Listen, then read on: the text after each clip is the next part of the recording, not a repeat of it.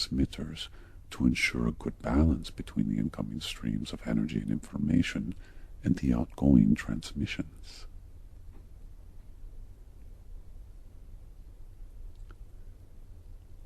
In the Wingmakers terminology, this is akin to the wholeness navigator, that part that looks upon one's local universe and genuinely perceives it as a three-dimensional web connecting all life in wholeness. Now, the Event Temple's website and materials are really focused on presenting one angle on how an individual can live a love-centered life, but not for the reasons that it brings you spiritual knowledge or the security of good relationships or less stress, but rather to be responsible in helping humanity shift to a higher dimensional perspective amidst the tumultuous times ahead, as we go through some of these birth pangs of a new humanity. It's important to understand the heart and mind are seamless, as I said before, two sides of the same coin, and that coin does not have a name to it. It's not definable as we sort out words to apply to it. Paradoxically, it's wordless where its definition matters, and where it doesn't matter, it's called things like soul, an integral self, a mortal consciousness and spirit. But all of these words pin it down inside a box the moment the word is used to describe it. That's how the mind works. It places things inside a box that is of a manageable size and can be seen according to a three-dimensional reality.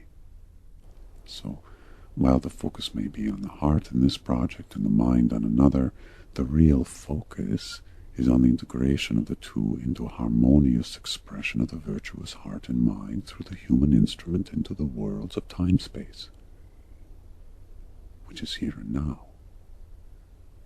And it's Earth in the year 2008, in the month of April, on the 5th day, in the 14th hour, in the 22nd minute, in the 12th second of time. I'm making some of this up, of course, but my point is that even when you have limited yourself into thinking that here and now is literally here and now, just as I defined it, it isn't. There is no time or space that bounds your expression of the virtuous qualities within you.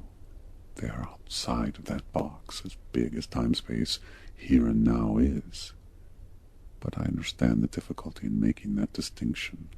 All that's really important is to know that when you transmit your love-centered life into your local universe, you are touching more than your local universe, and you are not locked inside the here and now, but can transmit into all time and even non-time. So I see our discussion is starting to touch on time travel. You know from the amount of email I forward to you that time travel is one of the more common themes, I'll say. Not certainly in the top 5 or 6 or whatever, but it's probably in the top 10 or so. In the Wingmakers materials, time travel is discussed in some detail in the ancient Arrow Project book, for those of you who haven't read all of the material or looked at the book at least. And there it's described as a technology called BST, or blank slate technology. Do you want to shed any light on this topic? Not particularly. Not at this time. And it's not that I don't find the topic interesting, but the energetics of our conversation will be better served if we stay on a different wavelength. Okay, I understand. You see, time-space is an invention of the mind to allow us to navigate into three-dimensional reality. Something that is invented by the mind can always be influenced by the higher consciousness of the spirit, as it is encompassing of the mind. So as spirit beings, we time travel all the time. The kind of time travel that was described in the Wingmakers material, it has more to do with institutionalized time travel and bringing it within the domain of human technology. There are many projects that have experimented with time travel, and I merely disclosed one such project in the Ancient Tarot book. But it's a very, very complex subject when you begin to institutionalize time travel. James, do you want to take a break yet? Yes, it would be good to stretch our legs, but I'd like to make one final point before we end this session. Okay, that's fine.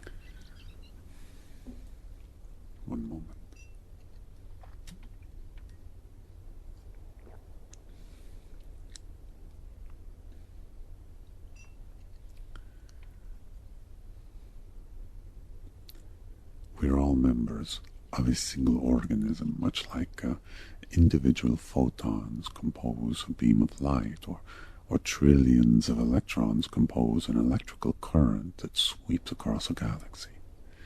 When we move from the world of phenomena to the higher dimensions of reality, individuality is exchanged for community. And this community is vast and encompassing, and it contains an intelligence that mirrors its vastness.